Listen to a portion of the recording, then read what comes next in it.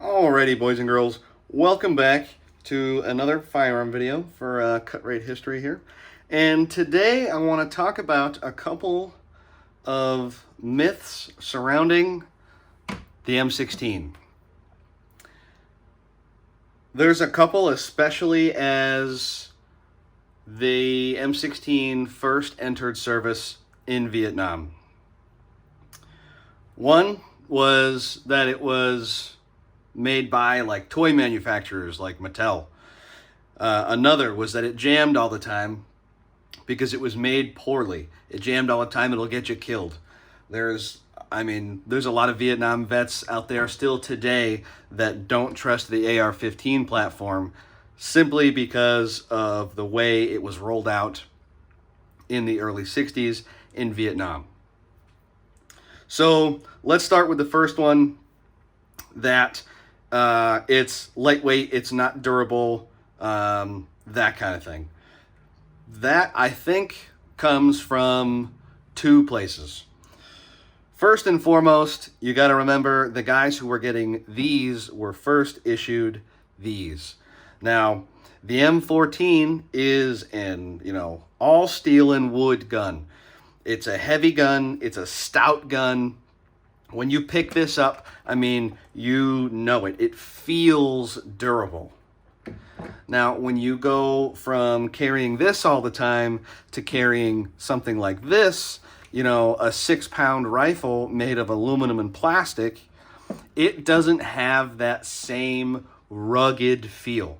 So I think a lot of it simply comes from exactly that, just the feel of it. The second place that it comes from is that John Wayne movie. The title is escaping me right now, but essentially in that movie, John Wayne takes an M16 and hits it against a tree and it explodes into pieces. Couple things. First of all, that actually was a toy made by Mattel. And that is also probably where the nickname comes from, the Mattel 16, because it's made of plastic. But Mattel did make a toy M16 that was all plastic, and the prop they used in that movie was that Mattel toy, and that is why it exploded everywhere. The other thing, it's a jam-o-matic. It'll get you killed in combat. When these rolled out, guys hated them. And that part is true. When they first rolled these guns out, they did jam a lot, and they did it wasn't as widespread as some people maybe would want to think or want you to think, but it did cost service members their lives. And that is due to a couple things. Both of them are the government cheaping out. I know you're probably shocked by that. But, so, the way it unfolded basically was the guy in charge of acquisitions and his team decided, because, well, this new gun is all space-age aluminum and plastic, we're not going to issue cleaning kits because it's aluminum. It doesn't need to be cleaned.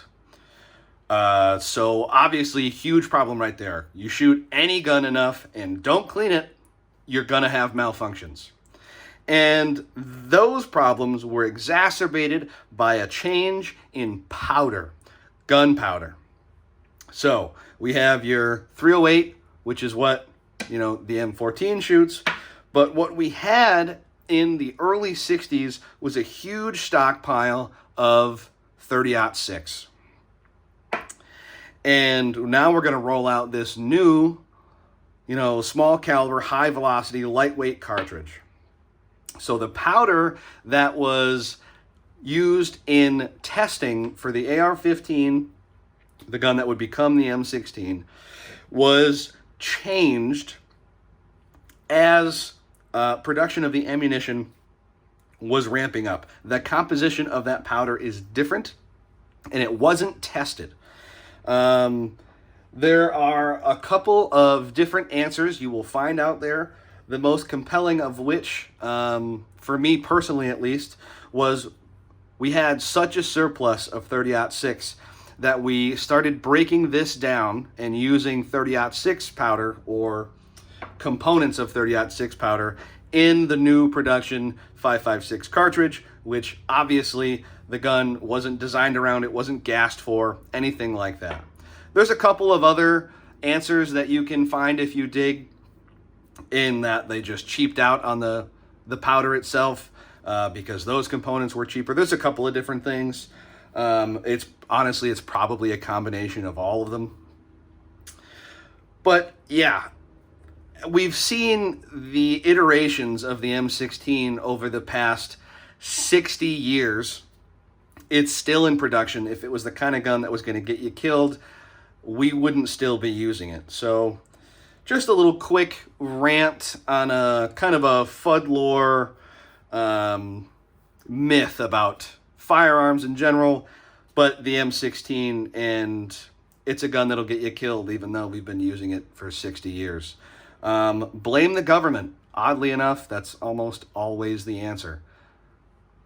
But yeah, that's all this was. A quick little rant for the channel today. If you made it this far, thanks for coming out. Like, subscribe, all that fun stuff, and I'll catch you in the next one.